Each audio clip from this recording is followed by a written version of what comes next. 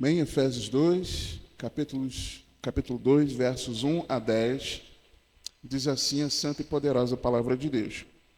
E vos vivificou, estando vós mortos em ofensas e pecados, em que noutro tempo andastes segundo o curso deste mundo, segundo o príncipe das potestades do ar, do espírito que agora opera nos filhos da desobediência, entre os quais todos nós também antes andávamos nos desejos da nossa carne, fazendo a vontade da carne e dos pensamentos, e éramos por natureza filhos da ira, como os outros também. Mas Deus, que é riquíssimo em misericórdia, pelo seu muito amor com que nos amou, estando nós ainda mortos em nossas ofensas, nos vivificou juntamente com Cristo. Pela graça, sois salvos. E nos ressuscitou juntamente com Ele, e nos fez assentar nos lugares celestiais em Cristo Jesus, para mostrar nos séculos vindouros as abundantes riquezas da sua graça, pela sua benignidade para conosco em Cristo Jesus. Porque pela graça sois salvos, por meio da fé. E isto não vem de vós, é dom de Deus.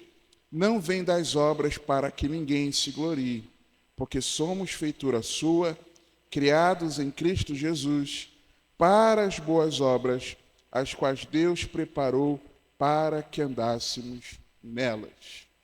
Você pode se sentar. Aliás,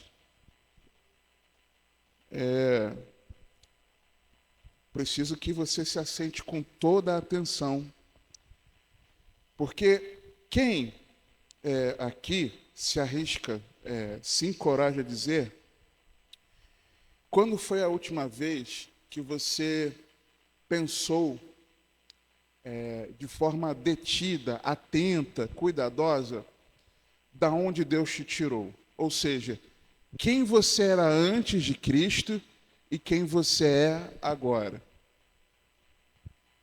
Eu falo por mim. Não é toda hora que eu estou pensando nisso. E depois de nos mostrar a gloriosa bênção da salvação, lá no capítulo 1, versos 3 a 14, a importância do conhecimento espiritual em continuidade a esse entendimento, Paulo agora ele está enfatizando como que a velha criatura, que a velha vida que nós tínhamos, como ela foi transformada numa nova vida em Cristo por meio da nossa fé pessoal em Jesus. Então, no início, capítulo 1, versos 3 a 14, nós vemos eu vou usar essa expressão, mas acho que os irmãos vão entender. A escolha de Deus, a decisão de Deus, do Pai, de nos salvar, a predisposição do Filho de vir se sacrificar por nós e o Espírito Santo nos selando para a vida eterna. A partir desse entendimento, já que o Pai decidiu nos escolher em Cristo, escolher a igreja para a salvação, a todos aqueles que crerem no seu Filho, já que Cristo se entregou por nós, já que o Espírito Santo habita em nós e a habitação dele em nós é a garantia de que no fim dessa era nós seremos resgatados para estarmos eternamente com o Senhor, já que nós recebemos toda a sorte de bênçãos espirituais em Cristo nas regiões celestiais, nós precisamos ter o conhecimento espiritual, um conhecimento e sabedoria.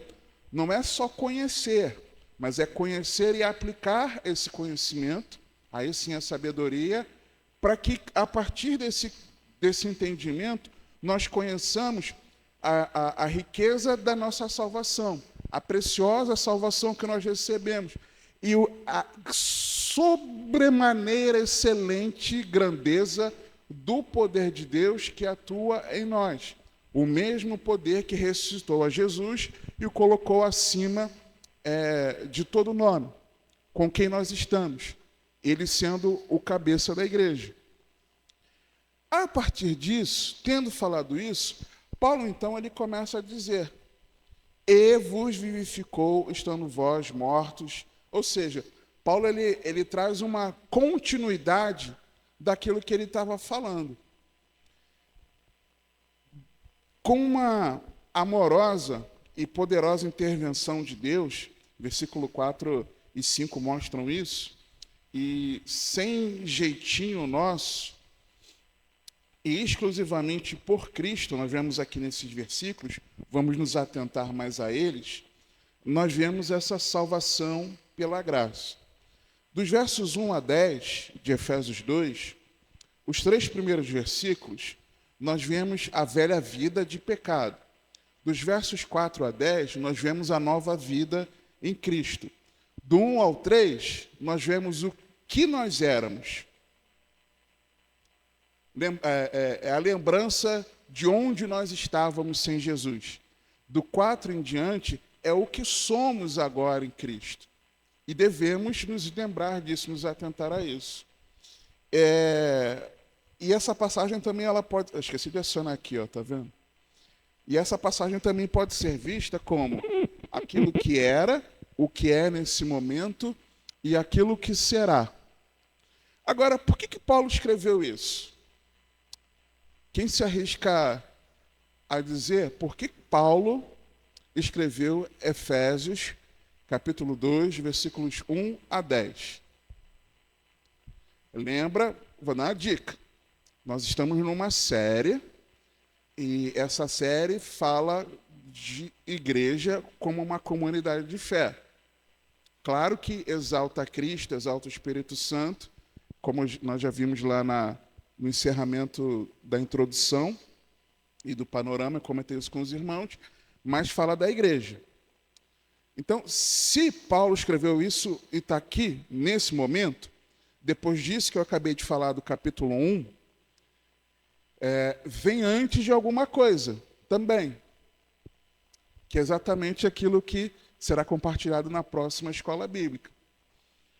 Paulo aqui, ele está mostrando a graça, está explicando a graça a quem já anda com Deus. Paulo está escrevendo que a salvação é pela graça, por meio da fé. Ele está escrevendo para ímpios ou está escrevendo para cristãos? Gente, vocês ficaram com dúvida. É a carta à igreja em Éfeso. A igreja é crente, né? Está escrevendo para cristãos. Então, Paulo aqui ele não está evangelizando. Por mais que essa mensagem seja evangelística, na sua essência, Paulo ele não está evangelizando. Paulo está escrevendo para uma igreja. Amém? Então, Paulo está trazendo a lembrança àqueles que já creem em Jesus. Então, é uma graça que está sendo explicada a quem já anda com Deus. E aí, ao descrever essa drástica diferença entre a velha vida de pecado, o que nós éramos, e a nova vida que recebemos em Cristo, o que somos, é muito discrepante. Quem nós éramos e quem nós somos em Jesus. Quando Paulo descreve isso, ele destaca a interferência de Deus na história individual e coletiva. Ele está explicando as bases daquilo que ele vai falar depois. Ele está, vamos dizer assim, ele está colocando o fundamento daquilo que ele vai falar a partir do versículo 11. O alerta para o distanciamento de Deus, como um convite para nos lembrarmos do Evangelho. Acompanhe comigo versículos 11 e 13. Versículos 11 e 13 não fazem parte da lição de hoje, mas eles estão conectados ao que nós estamos vendo hoje. Paulo ele começa dizendo assim, versículo 11, portanto, uma pausa.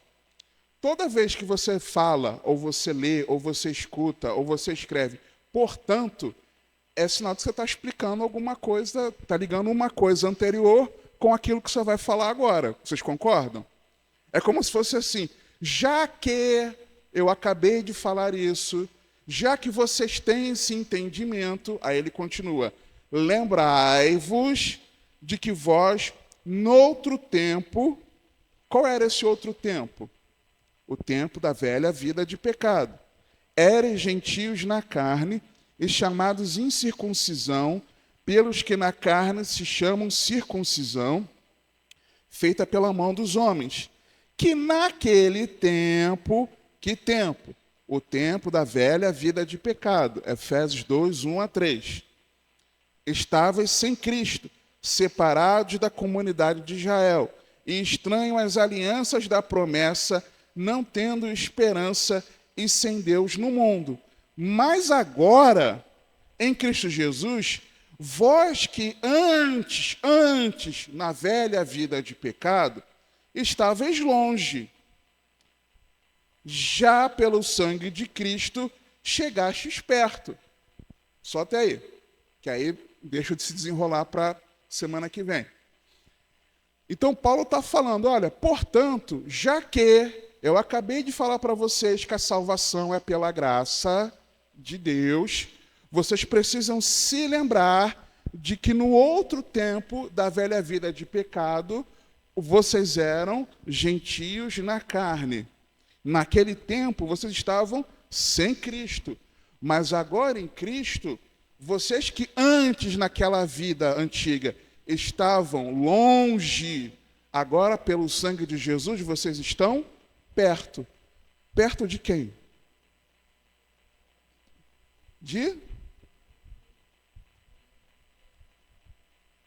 Sem Cristo nós estávamos longe. Com Cristo nós estamos perto. Perto de quem? De Deus. E essa é a questão. Por isso que eu comecei perguntando, quando foi a última vez que nós nos paramos para lembrar de onde Deus nos tirou. Paulo está fazendo exatamente isso aqui. Igreja em Éfeso, pelo amor de Deus, se lembrem de onde Deus tirou vocês. Porque antes vocês estavam longe de Deus, agora vocês estão perto. E, irmãos, esse é um alerta, não é um alerta para o ímpio que caminha a sua vida toda longe de Deus. Esse é um alerta para mim e para você. Paulo escrever a salvação pela graça é um alerta para mim e para você. É importante nós lembrarmos que quando Paulo escreve essa carta, ele escreveu para uma igreja que teve profundas experiências. Lembra lá? Quando nós vimos o panorama, capítulo 18, 19, 20 de Atos. Aquela igreja, uma igreja que quando Paulo chega lá, percebeu que o pessoal estava, se eu não me engano, dos 12 que tinham lá, estavam meio vazios do Espírito Santo. Eles nem sabiam quem era o Espírito Santo. E eles recebem o Espírito Santo e recebem o enchimento de poder do Espírito Santo também. Aliás, eles são até batizados nas águas, com a compreensão correta do Evangelho. Paulo, aquela igreja foi sendo formada, vidas que estavam possessas por demônios iam sendo libertas. Aquela igreja foi sendo formada de pessoas que mexiam profundamente com magia negra, com bruxaria, com misticismo, se converteram profundamente, verdadeiramente a Cristo, a ponto deles abandonarem aquela vida velha da idolatria, a queimar aquele montante enorme de livros de magia. Na nossa conta hoje dá milhões de reais, se fôssemos converter para o nosso real brasileiro, um dos nossos dias. Se não me engano, 50 mil dias de salário que eles queimaram ali de livros. A ponto da economia da cidade ficar mexida, gerar preocupação na economia, porque os ourives estavam achando que iam perder o seu lucro. Menos adoradores de Diana, de Ártemis, menos gente comprando aquilo que eles fabricavam artesanalmente. Por quê? O texto fala lá, porque não só a cidade de Éfeso, mas de toda a Ásia Menor, estava ouvindo falar sobre o Evangelho. Então, Paulo não estava falando com qualquer um. Paulo estava falando com cristãos que haviam vivido experiências poderosas com Deus. Se eu perguntar, você tem testemunho de vida poderoso do agir de Deus em diferentes áreas, daquilo que Deus fez e tem feito na sua vida, daquilo que o Senhor tem feito nas nossas vidas, o que nós já vivemos com Deus e aquilo que temos vivido com Ele. Esse alerta é para nós. A palavra de Deus, ela crescia ali poderosamente, prevalecia, e esse alerta era para uma igreja que andava com Deus. E aí, essa é a importância de nós lembrarmos isso. Que Efésios foi escrito para cristãos que tinham essa experiência com Deus. E esse alerta era um alerta para o risco que corremos de nos distanciarmos de Deus, irmãos. A vida passa, os dias, as semanas, os meses, até anos, e quando nós vemos, nós estamos envolvidos em tantas atividades piedosas, de uma pseudo-vida espiritual.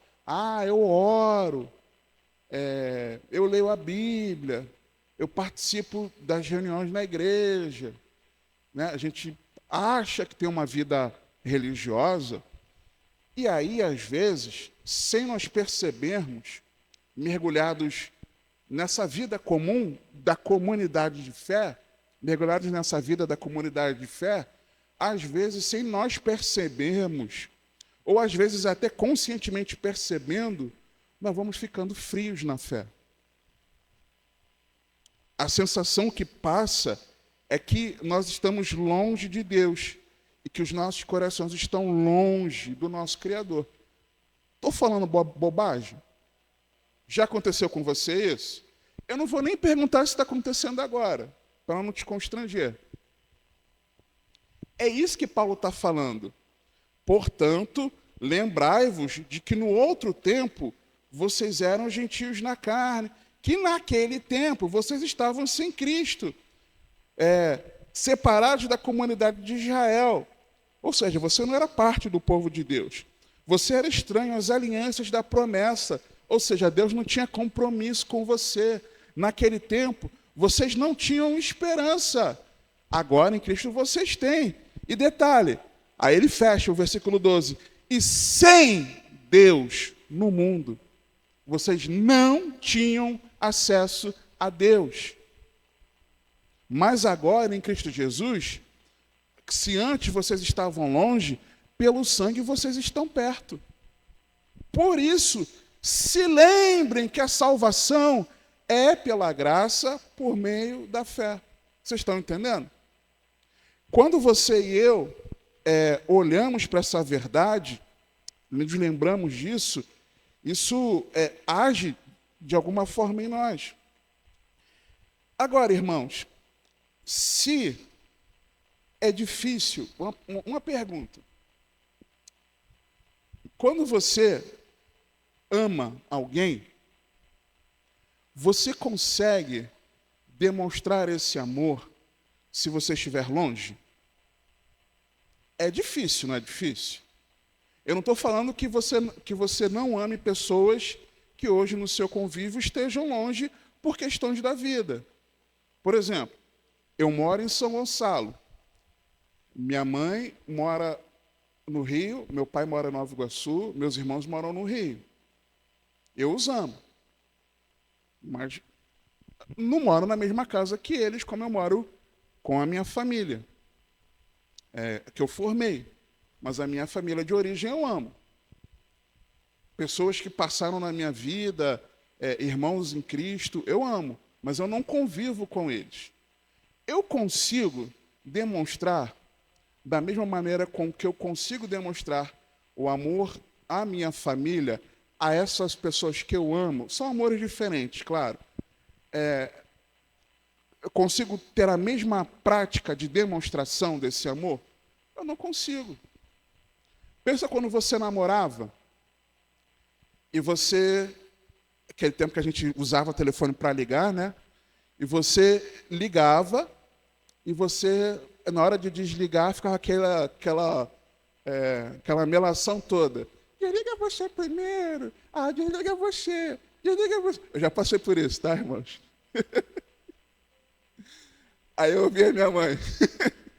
Geraldo Augusto, sai do telefone agora! Aí eu, que estava precisando viver as transformações, e muitas transformações, sou eu que estou pagando o telefone!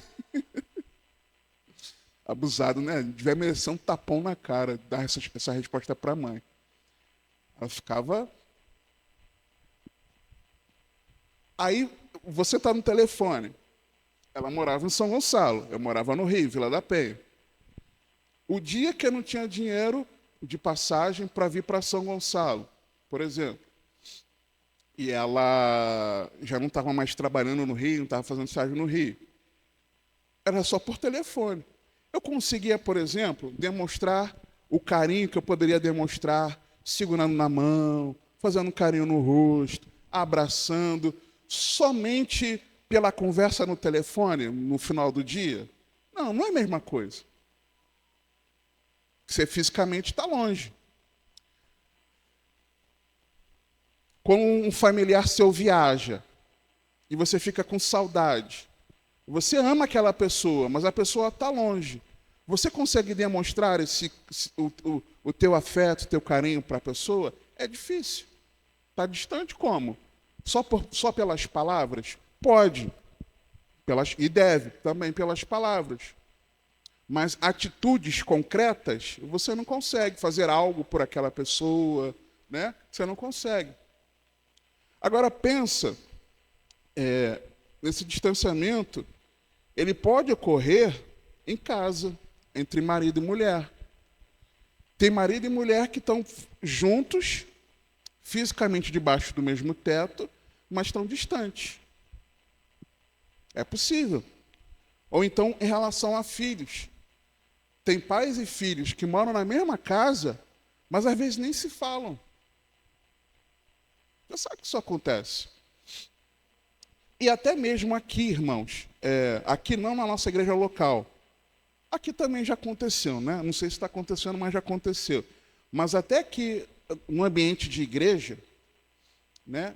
Às vezes as pessoas congregam juntas umas com as outras, mas não tem uma menor relação com o outro. Falta o afeto. Volto a falar, não estou frisando que isso aqui é na nossa igreja local. Estou falando a igreja de Cristo de uma forma geral. Nas igrejas locais, de uma forma geral, isso pode acontecer. E aí, queridos,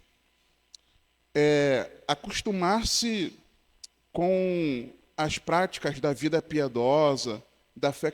Domingo de manhã tem escola bíblica.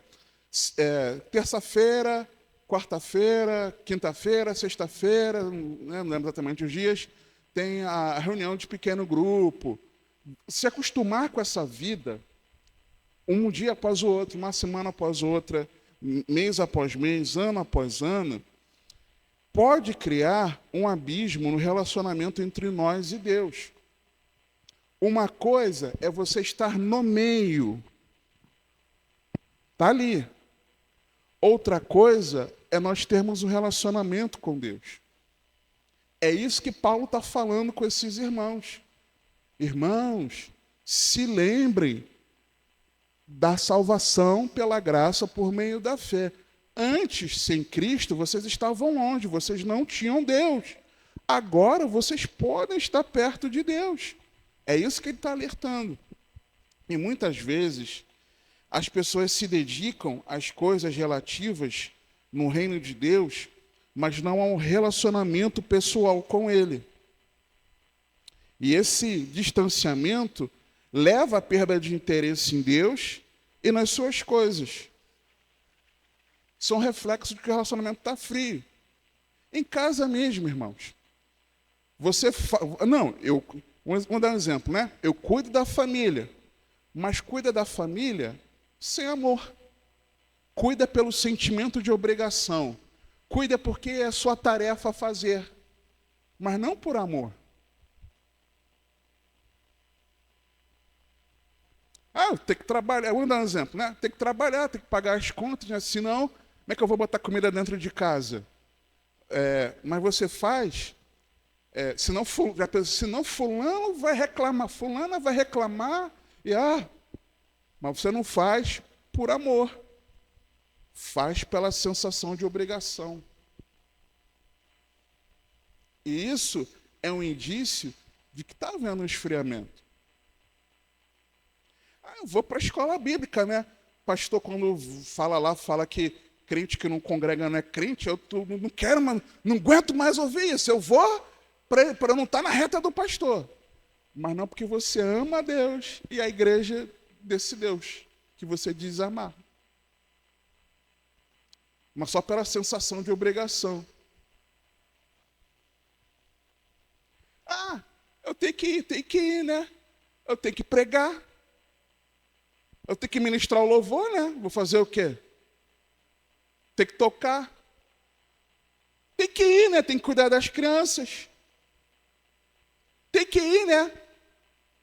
Não tem ninguém para cuidar do som. Eu tenho que ir, é a minha escala da portaria. E isso é indício de que a gente está frio, irmãos. E Paulo está alertando a igreja.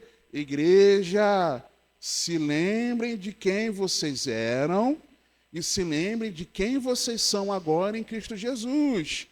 Antes vocês estavam longe, agora vocês estão perto. Só alguns sinais aqui e consequentes desse distanciamento. Por exemplo, falta de disciplina pessoal. Quando a gente não medita na palavra ou não tem uma vida de oração. Isso é indício de quê? De que teu coração está ardendo de amor pelo teu Deus? Como é que você conhece a Deus? Pela forma com que Ele se revelou. E como é que você vive experiência com Ele? Como é que você se relaciona com Ele? Falando com Ele. Se você não fala com Ele, e se você não quer saber quem é Ele, você ama a Deus? Eu amo a Deus? Nosso amor está tinindo por Deus?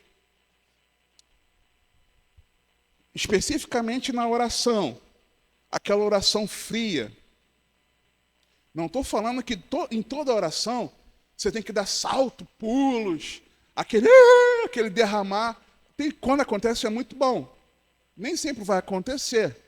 Mas continuamente a sua oração ela é fria e mecânica, ou a minha oração.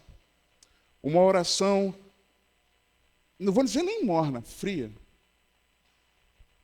Quando vai orar, você foca em orar aquele mínimo de tempo possível. E quando você começa a orar, chega uma hora que você não tem nem mais assunto. Não tem quando você conhece alguém e você não tem muita intimidade com a pessoa, e aí você está junto, está ali com a pessoa, você não tem assunto. Aí a pessoa pergunta, fala, é o tempo, né? Está quente, né? E viu o jogo do fulano? Você não sabe da pessoa para fazer uma pergunta específica sobre ela, ou para falar algo específico da pessoa. Fulano, como é que está lá a fulana no seu trabalho, aquela situação que você me falou? Você está sendo específico. Ou então você falar da sua vida mesmo, de forma específica. Olha, essa semana aconteceu isso, foi tão legal, por isso. Você não tem assunto. Ou aquela pessoa com quem você tinha assunto, e hoje em dia você não tem mais assunto. Fica um olhando para o teto, para o lado. Não tem o que conversar.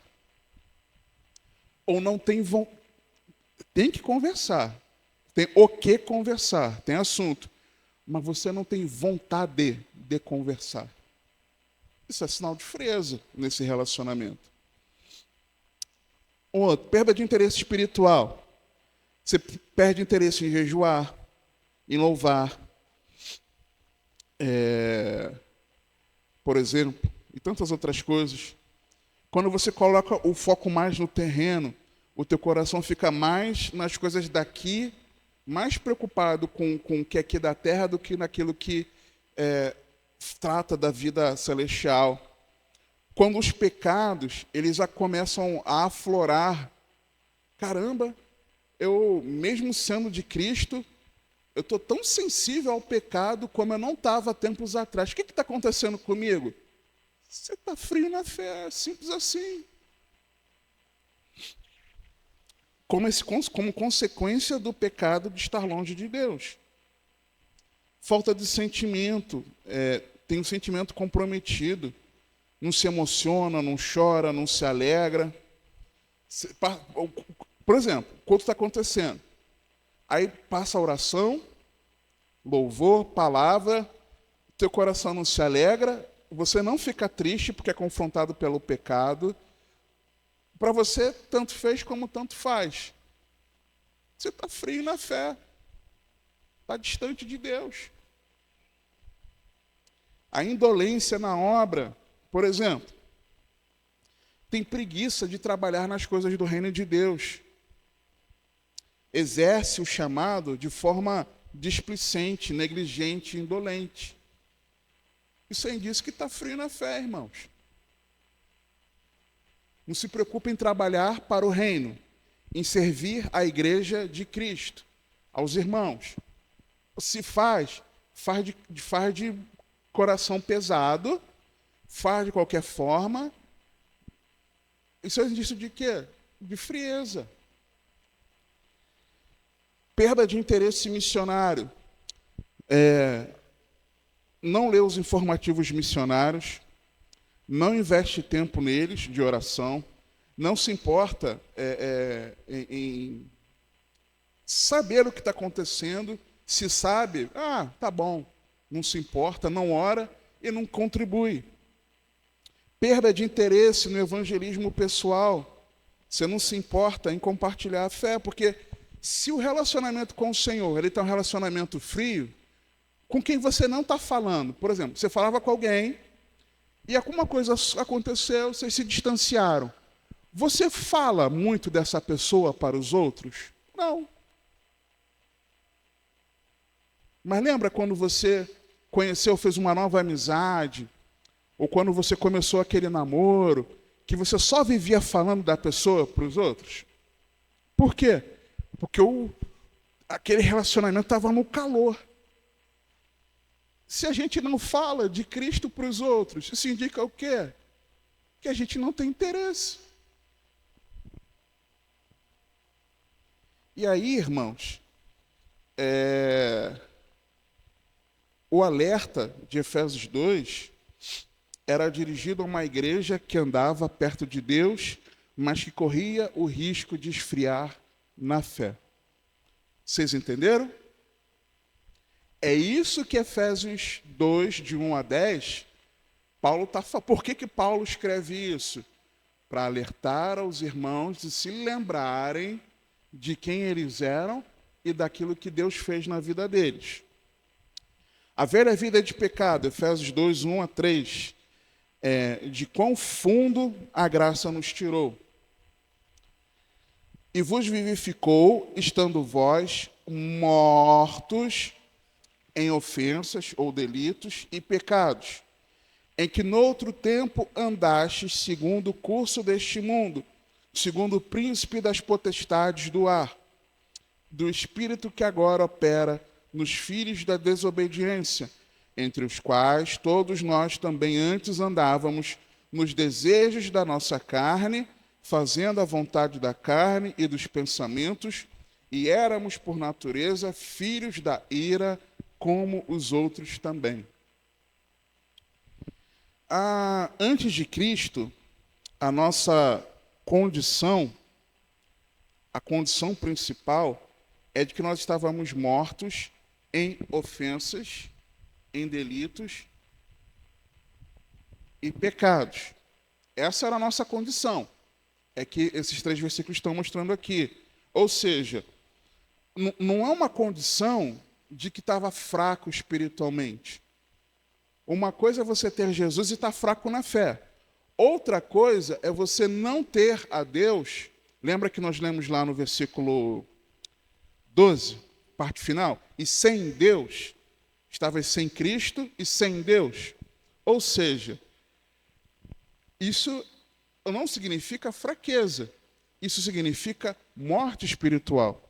O texto não está falando aqui em Efésios 2:1, e vos curou, estando vós doentes. Não é isso que está escrito. Está escrito que ele deu vida para quem estava morto. Essa é a nossa condição sem Cristo, antes de Cristo, e a condição de todos aqueles que ainda não renderam sua vida a Ele.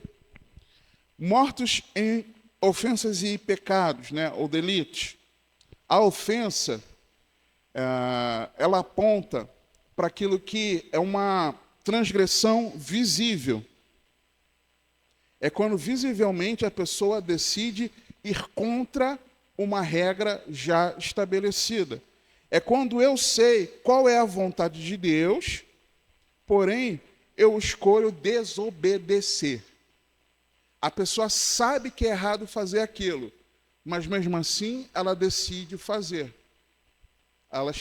Não é que a pessoa tropeçou, a pessoa escolheu ofender.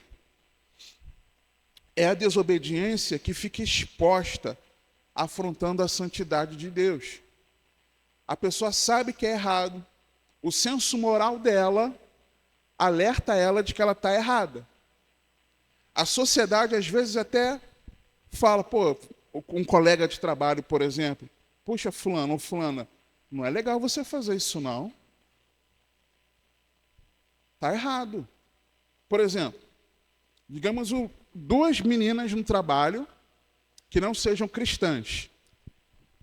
Uma delas casada, por exemplo, a outra não necessariamente, mas essa que é casada, a pessoa, ela tem um colega lá de trabalho, um cliente, ou um fornecedor, que acha ela bonita e tal, e começa a se engraçar para ela, falando gracinhas.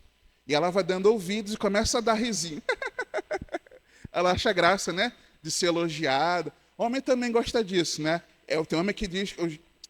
vou nem dar exemplo que eu lembrei agora aqui, não. Mas tem homem que acha assim, eu sou garanhão ainda, ó, tá vendo?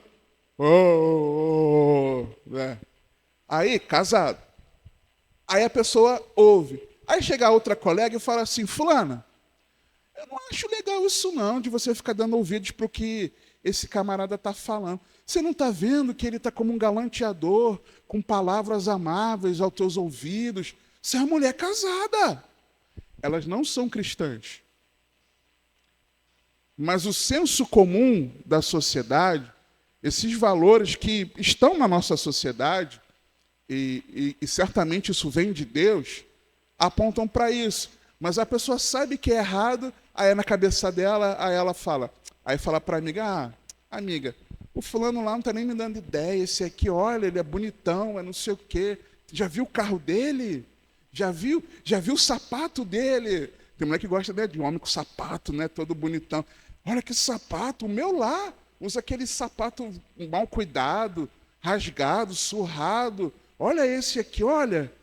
Que camarada.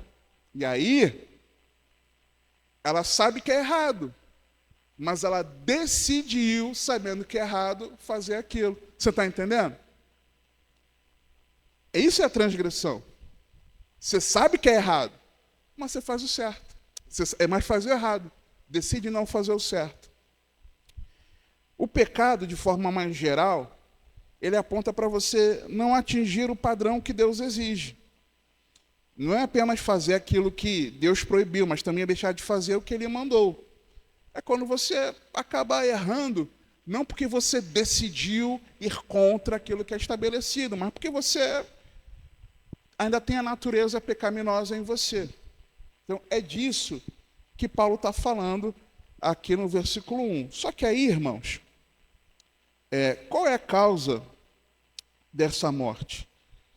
Não é que a pessoa ela morre espiritualmente porque ela peca. Então, quando Paulo escreve o versículo 1 aqui, e vos vivificou, estando vós mortos em ofensas e pecados, o texto não está dizendo que a pessoa morreu porque pecou. Não. É porque a pessoa está morta que, consequentemente, ela peca. Você já viu morto sentir, se mover, respirar?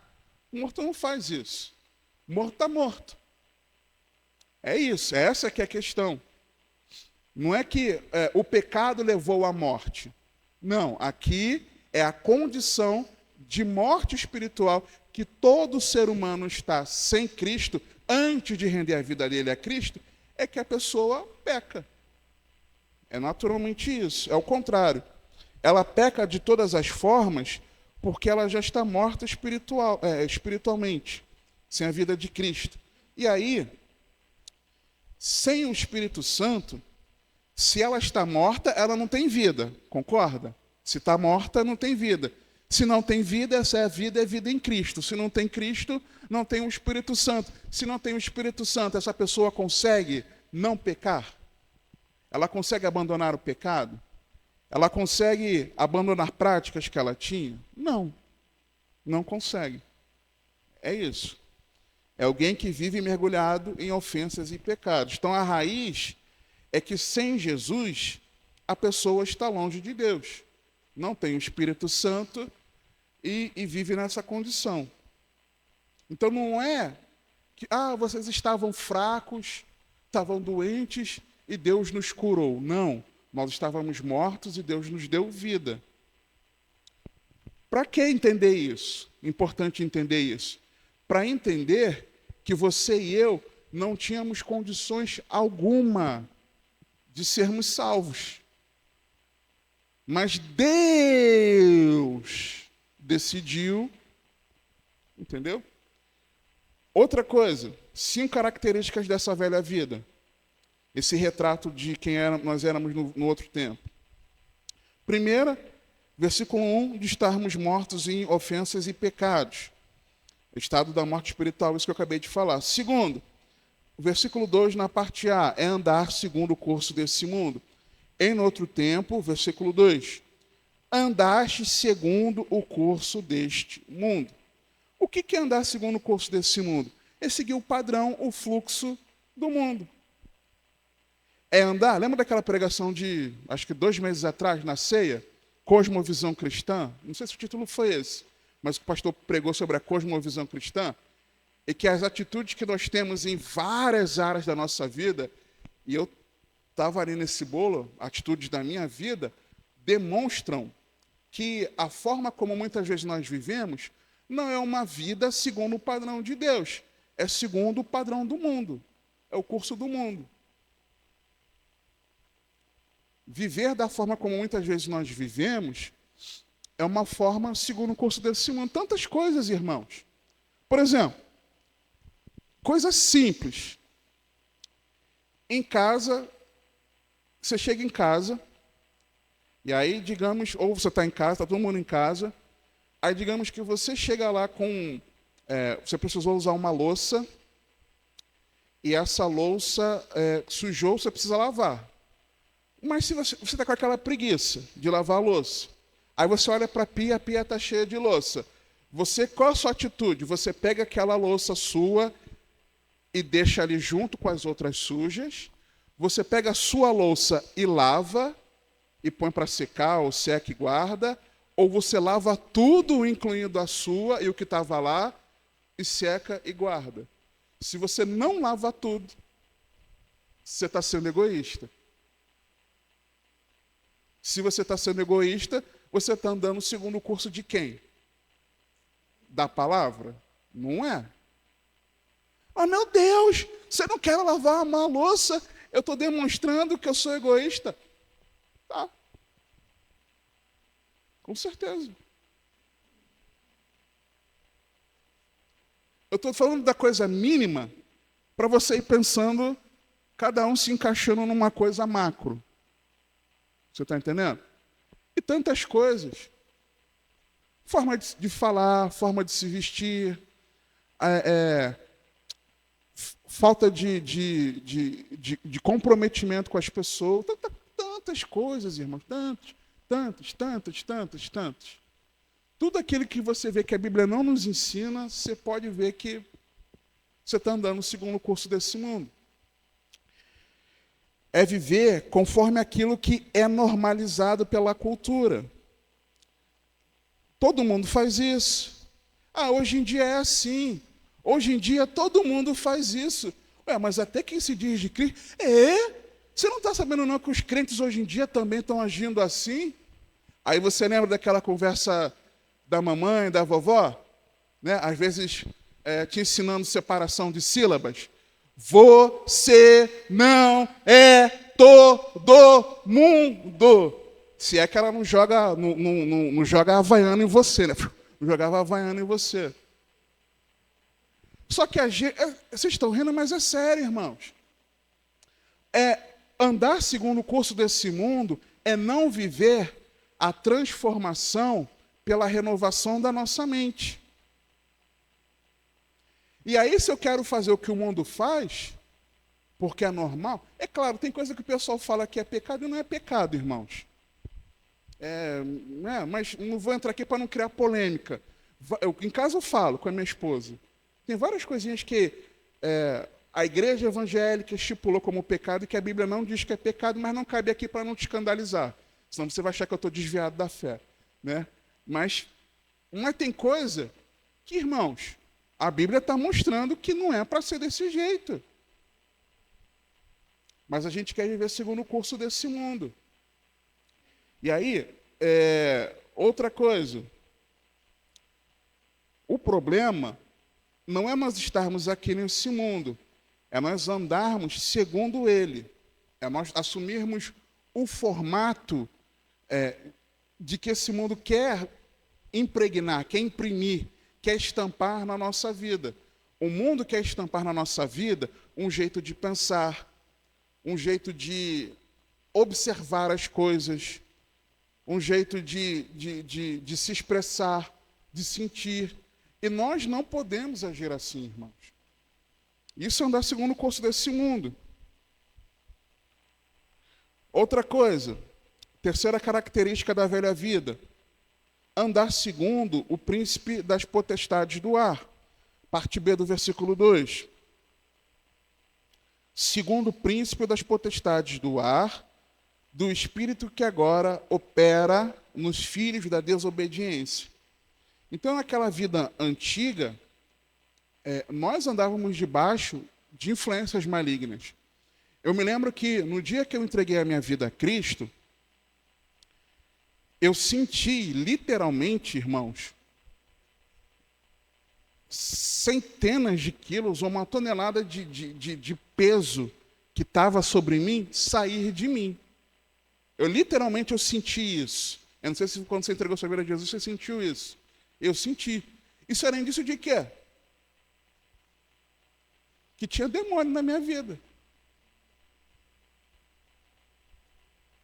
Quando você vê as pessoas agindo da forma como elas têm agido aí, de forma desenfreada, no desamor, no pecado escancarado, na maledicência assim, absurda, a violência extrema, aquela pessoa está fazendo aquilo simplesmente pelo desejo da vontade dela, apenas, ou ela também está sob influência maligna?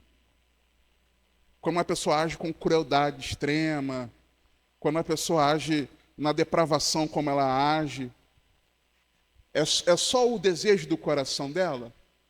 É o desejo do coração dela sob influência de demônios. E aí, a gente precisa atentar que não é só carne, não é só porque todo mundo está fazendo, mas existe uma realidade espiritual maligna. Alguns pensamentos que são influenciados. Por exemplo, quando você tem pensamento, você procura pensar as coisas de Deus, o que é bom, agradável, o que é de boa fama.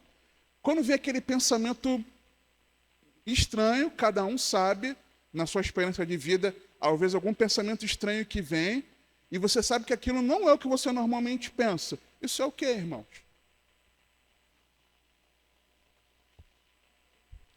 E aí, nós não podemos ignorar essa realidade. Vou fazer uma pergunta.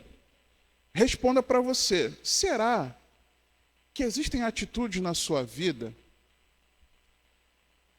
que você sabe que não estão debaixo de uma influência maligna? Coisas que você fala, que você faz, que você vê, que você esconde. Quarta, versículo 3, parte A. Andar nos desejos da carne e dos pensamentos, entre os quais todos nós também antes andávamos nos desejos da nossa carne, fazendo a vontade da carne e dos pensamentos. Então, sem Jesus, a pessoa ela tem um apetite de satisfazer os seus anseios, as suas vontades, de uma forma desenfreada. Qual é a preocupação da natureza caída? É de querer agradar a si mesmo.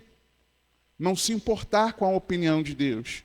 É querer fugir da vontade de Deus. Eu quero agradar a mim, mas eu não quero, e quero, juntamente a isso, fugir da vontade de Deus. A pessoa sem Cristo, ela é assim.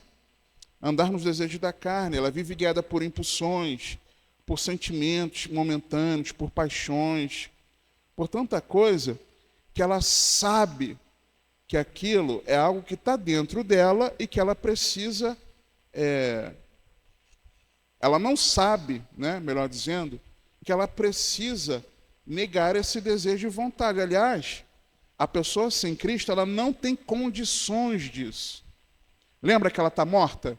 Morta nos seus delitos e pecados? Ela não consegue negar a sua vontade. Ela não consegue deixar de lado o que ela quer pelo outro. Ela não consegue deixar de lado o que ela quer pela vontade de Deus. Ela não consegue. Simplesmente ela não consegue. Quinta, final do versículo 3. É de ser, por natureza, filho da ira. E éramos, por natureza, filhos da ira, como os outros também. Por natureza, só de existir, só por nascer, já herdou essa natureza caída. E a natureza caída, herdada de Adão, ela está debaixo da ira de Deus. Está em rota de colisão da ira de Deus. É isso que a Bíblia nos mostra em João capítulo 3, por exemplo. Sem Cristo, no versículo 36 especificamente, sem a fé em Cristo, você e eu estaríamos debaixo da rota de... Deus mirou para a humanidade despejar sua ira. E nessa rota que Deus traçou para colidir a sua ira com a humanidade, sem Cristo, sem a fé em Jesus, você e eu permaneceríamos no mesmo lugar. Filhos, por natureza, da ira, como os outros também. Então, toda a humanidade, sem Jesus, ela está debaixo da ira. Ah, mas a pessoa é boazinha. Será que Deus vai condenar? Será que a pessoa é boa? Para começar, mas segundo o padrão de Deus? Mas vamos dizer que segundo esse padrão nosso. Puxa, aquela pessoa idosa, ela é tão amável, ela é tão prestativa, ela é tão isso, é tão aquilo, e tão sem fé em Jesus. Ah, mas aquele jovem tão cheio de vida e tal, tem um futuro maravilhoso, mas sem Jesus continua debaixo da rota de colisão da ira de Deus. Mas aquela pessoa, ela faz parte ali da comunidade de fé, mas sem o novo nascimento, continua debaixo dessa rota de colisão da ira de Deus. Como os outros também. É isso que o texto está dizendo. Resumo. Sem Cristo, a pessoa está debaixo da condenação, juízo e ira santa de Deus. Resumo. Qual é o estado da velha vida, mortos em ofensas e pecados. Qual é o caminho pelo qual a pessoa andava? Segundo o mundo, segundo o império das trevas e segundo a sua carne. E qual era a identidade dessa pessoa? Filho da desobediência, filho da ira. Ah, mas a pessoa não é filho de Deus? Não, é filho da desobediência, é filho da ira. Está escrito na Bíblia. Então, Paulo, ele pinta o quadro mais escuro possível da nossa condição sem Jesus, para que ele possa mostrar como a graça ela é gloriosa, como realmente ela é. Então, primeiro Paulo, ele está mostrando quão terrível é o ser humano sem Jesus, para que então ele fale quão gloriosa é a graça do Senhor, quão maravilhosa é a graça do Senhor. A nova vida em Cristo, versos 4 a 10, é para onde a graça nos levou. A velha vida, de onde a graça nos tirou. Lembra de onde o Senhor te tirou, a velha vida. A nova vida, para onde a graça nos levou. A nova vida é uma reversão total do estado anterior, ocorrida pela intervenção de Deus e que resulta em aproximação. Quem estava longe, agora está perto. Versículos 4 e 5. A interferência de Deus nessa história. Antes, o ser humano estava na sua pior condição. Mas Deus, que é riquíssimo em misericórdia, pelo seu muito amor com que nos amou, estando nós ainda mortos em nossas ofensas, nos vivificou juntamente com Cristo. Pela graça, sois salvos. E aqui começa essa reversão. Deus ele interveio na história do mundo, enviando o seu Filho Jesus para morrer por nós, por conta dos nossos pecados no nosso lugar, da humanidade. Só que, além de Deus ter intervido na história da humanidade ao enviar Jesus, Deus ele interveio também na nossa vida pessoal. Porque uma coisa é Deus ter enviado Jesus, mas sem você conhecer a Jesus, você é salvo? Não. Deus não interveio na sua história quando alguém te evangelizou?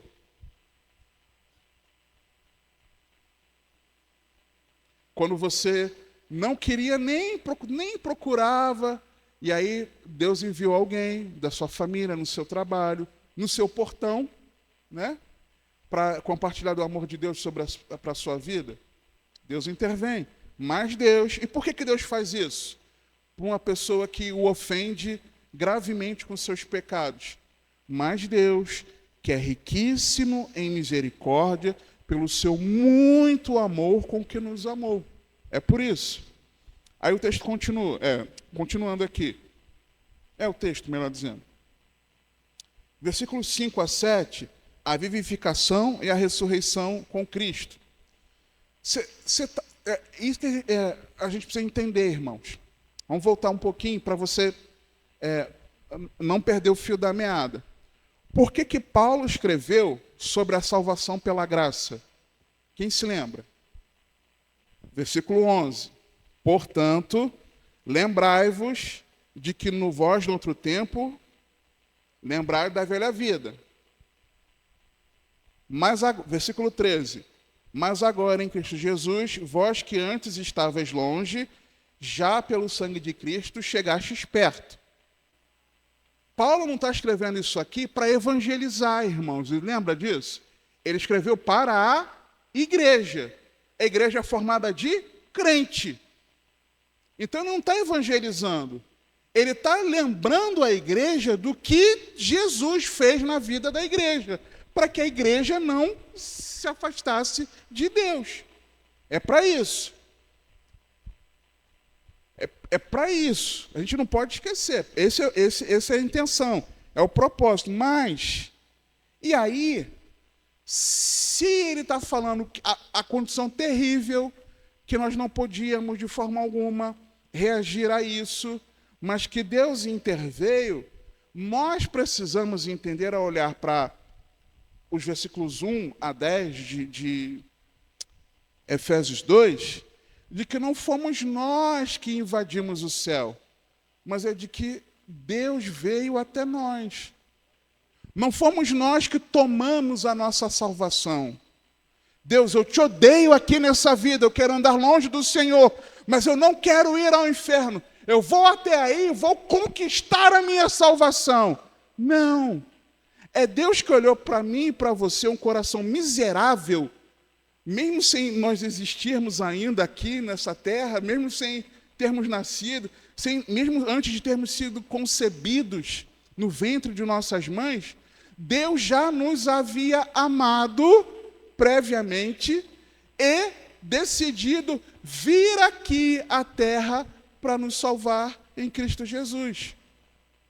É isso que Paulo está falando para os irmãos. Irmãos, se lembrem, vocês não tinham a menor condição de serem salvos, mas Deus, que é riquíssimo em misericórdia, com amor tão grande, Ele provou esse amor morrendo na cruz por você, antes mesmo de você ter nascido.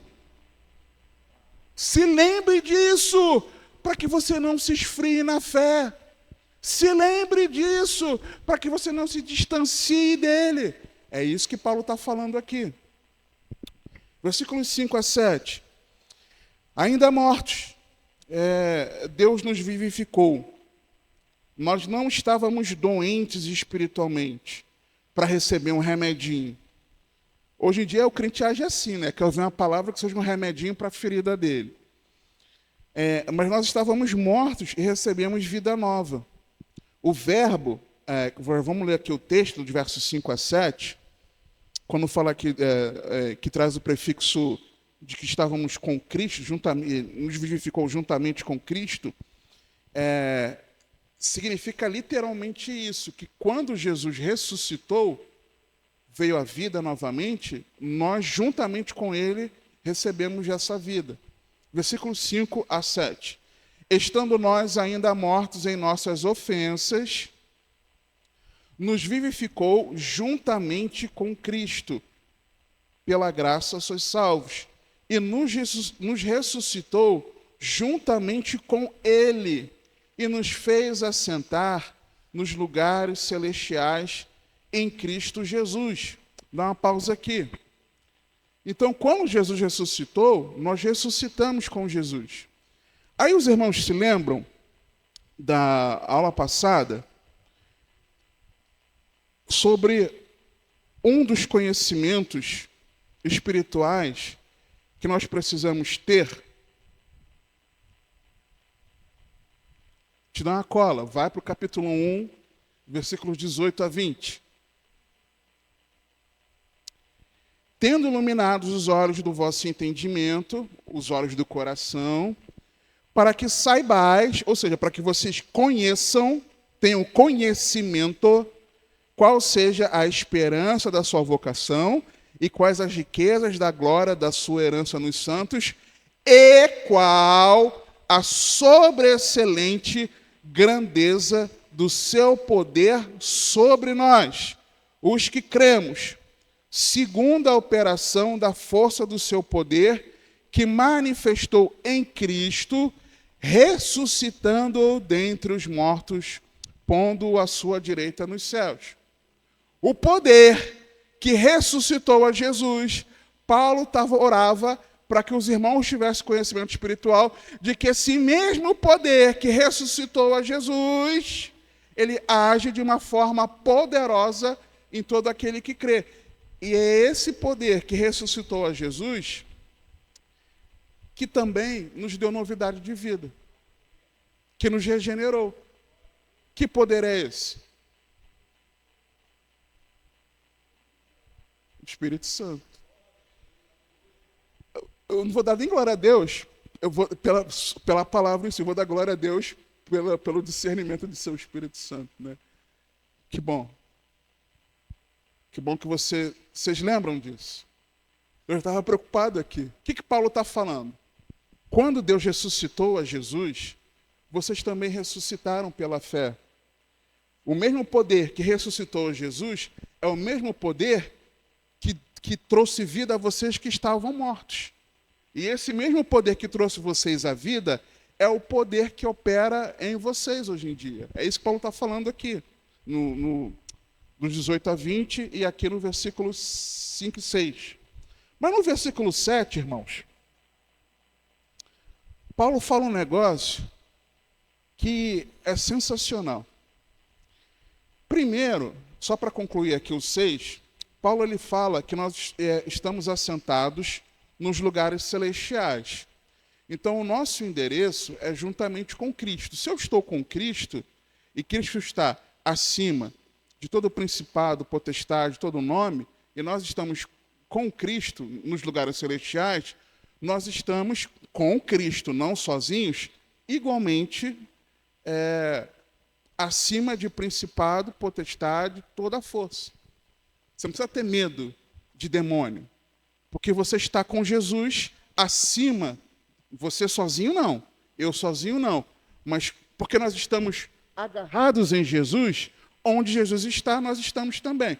Se nós estamos agarrados com Jesus, nós estamos acima de toda entidade espiritual que queira agir contra a nossa vida.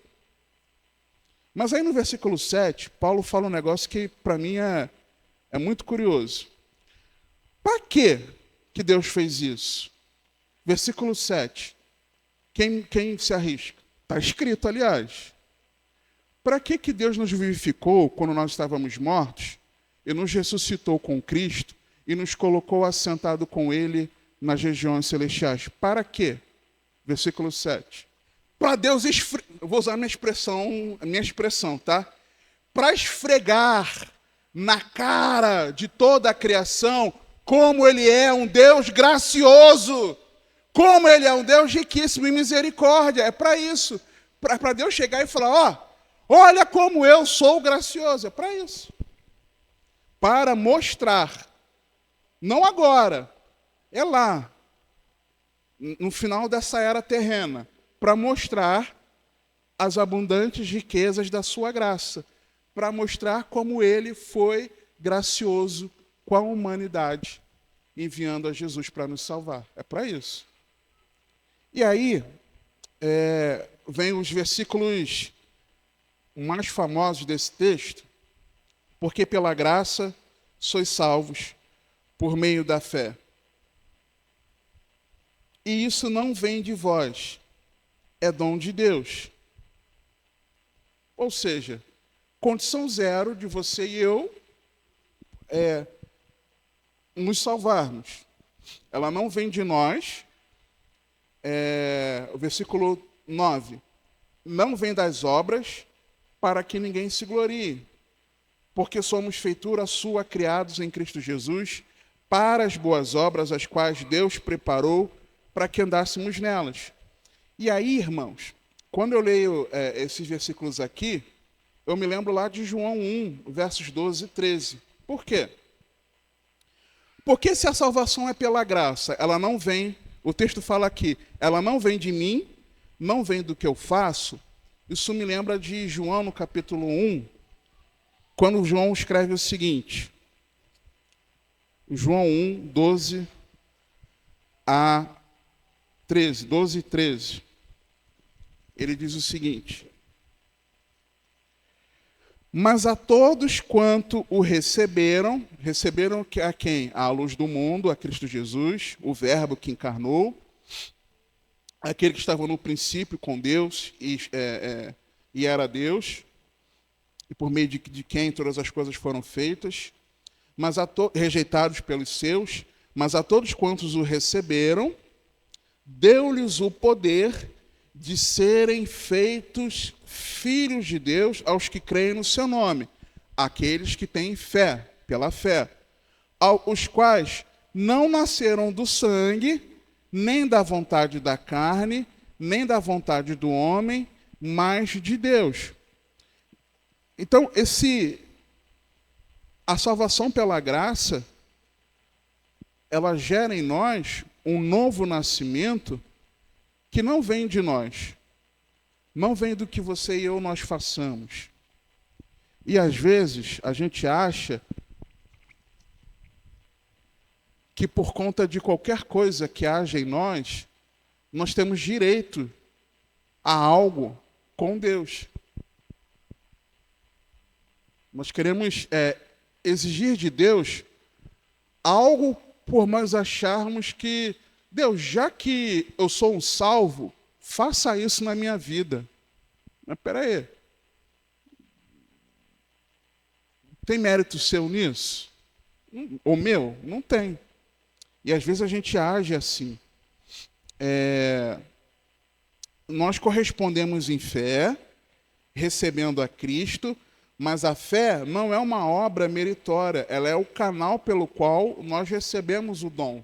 É um presente de Deus. Toda a glória, ela pertence a Deus. É para que ninguém se glorie. Só que aí, quando nós somos salvos, ele continua dizendo algo maravilhoso no versículo 10. É de que existe um novo propósito de vida.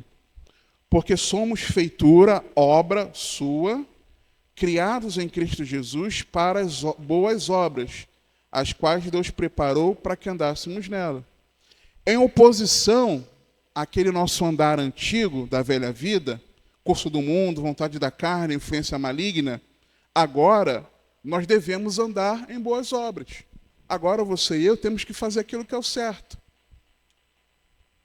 Somos feitura sua, criados em Cristo, para essas boas obras que Ele já preparou. E detalhe, irmãos, eu fui criado nova criatura em Cristo para uma boa obra. Essa boa obra é impossível de eu realizar? Sim ou não? Não. Sabe por que não é impossível?